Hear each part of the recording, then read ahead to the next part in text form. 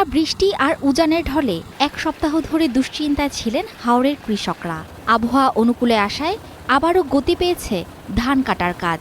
এরই মধ্যে প্রায় ৭৫% ধান কাটা শেষ হয়েছে।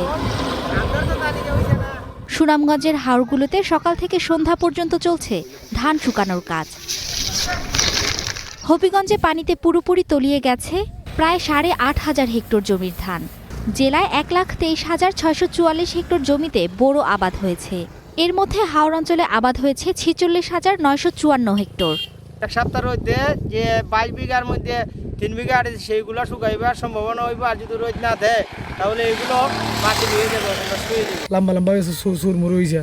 আমরা বড় কষ্ট আছে যখন যদি সরকার আমরা যদি না দেখে পাই তেমন আমরা যদি ৬০ জন আমরা কেমনি চলতাম। তো ধান মেলাইতেছে, যদি বৃষ্টি আয়ে তা ধান নিব সব পানি ডলাইয়া। কিশোরগঞ্জে এখন পর্যন্ত ১৩,৪৭৯ হেক্টর জমির বোরো ধান তলিয়ে গেছে। আর পানিতে অনেক ক্ষেতের ধানের রং নষ্ট হয়ে গেছে। এতে বাজারে ধানের ন্যায্য মূল্য পাচ্ছেন না বলে অভিযোগ কৃষকদের। ময়লা হয়েছে গা, কাইলা হয়েছে গা, ধানের দম এক পয়সা না। কি করে আমরা বাঁচবো আর কি করে মুনি মানুষে হয়ে দিব। ধান গেছে গা ময়লা হইয়া।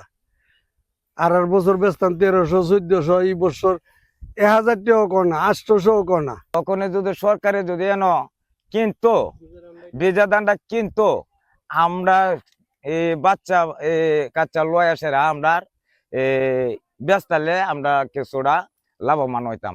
এ জেলায় ভারী বৃষ্টিপাতের কারণে ক্ষতিগ্রস্ত হয়েছেন প্রায় ৫২,৫০০ কৃষক। আর্থিক ক্ষতির পরিমাণ দাঁড়িয়েছে প্রায় ২৬০ কোটি টাকা। Mithila Anjum, star news.